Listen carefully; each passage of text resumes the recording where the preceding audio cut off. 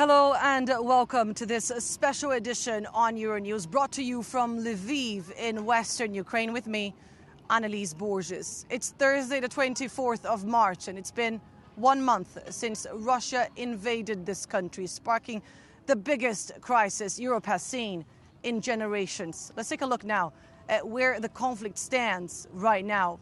Russian troops control large swathes of territory in the east of Ukraine with the support of separatist rebels there. They have also taken a large corridor in the south of the country by the Sea of Azov, almost completely encircling the port city of Mariupol. Around the capital, fighting continues, but Russian troops have failed to surround the city.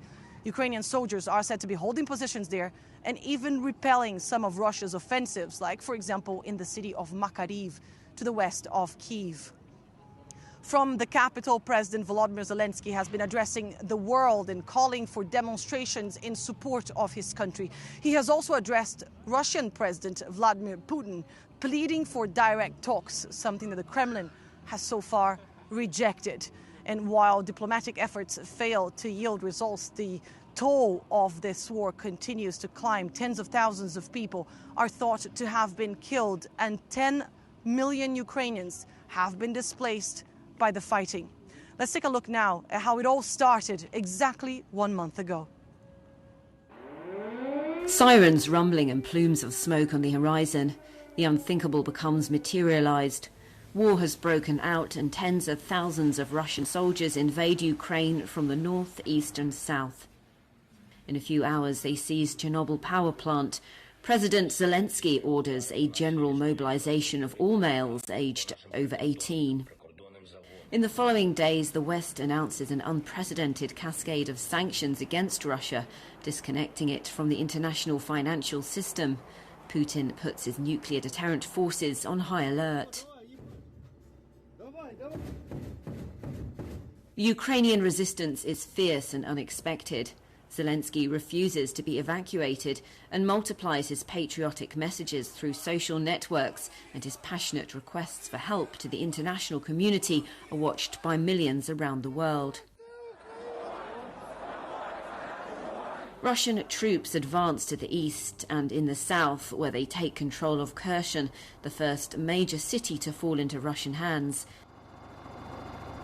Leaving behind catastrophic scenes, millions of Ukrainians are forced to evacuate to neighbouring countries, the overwhelming majority of them women and children. Most head over to Poland in a perilous journey. But the invasion is barely underway and the frustration of the Russian army is seen from space.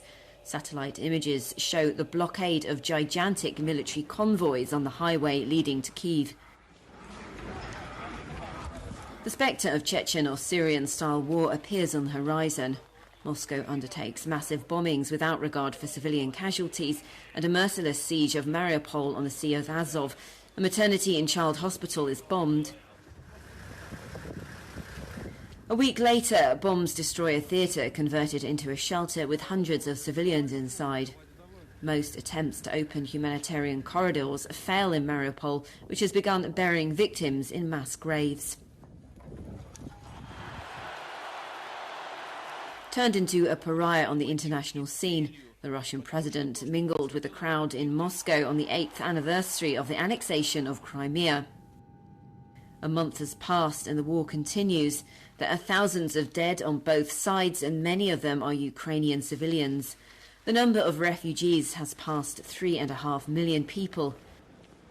A further 6.5 million internally displaced persons, and the dialogue of the death continues when it comes to stopping the fighting. Katie Dartford, Euronews. Multiple diplomatic efforts have been undertaken to try and bring the fighting to a halt, but so far this is a war with no end in sight. Earlier this week, the UN Secretary General Antonio Guterres has called on Moscow to stop its, quote, absurd war, describing this conflict as unwinnable. Continuing the war in Ukraine is morally unacceptable, politically indefensible, and militarily nonsensical. What I said from this podium almost 1 month ago should be even more evident today. By any measure, by even the shrewdest calculation, it is time to stop the fighting now and give peace a chance. 4 weeks of fighting have sparked a humanitarian crisis of unprecedented proportions in this country's recent history. Earlier, I spoke to Ukraine's Minister for Territorial Development, currently in charge of humanitarian aid here in this country, and asked him about the conditions in some of the areas the hardest hit by the conflict. Mariupol is in a terrible situation. We have the reports of 1.5 thousand buildings completely destroyed in Mariupol. We have no possibility to bring any foods and water to this city. The city is almost wiped off from the earth in the region of Donetsk. And that is not the only city like this. We have a daily bombing in the second largest city, which is called Kharkiv. And we are witnessing more than 800 damaged and destroyed multi-level and multi-apartment buildings. And this is, of course, a catastrophe. During our interview, the shelling and bombing continues, and the people are dying in several Ukrainian cities, and the number of them is going higher and higher. So if we are speaking about the damages, we might consider the infrastructure, including roads, including residential and non-residential buildings, and including even power plants, which are at this moment not nuclear. And I hope it will not go up to that end. On the 24th of February, Vladimir Putin launched a full-fledged invasion of Ukraine, the biggest such military operation in Europe since World War II. And he recently implied the possibility of nuclear escalation if the West was to intervene. Can Vladimir Putin be stopped? And what, if anything, will stop him? For this and more, I'm now joined by Euronews correspondent Galina Polonskaya. Galina, military strategists and analysts said that this was going to be fast and easy, that Russian troops were going to take Kyiv in a matter of days. Obviously, this has not happened yet.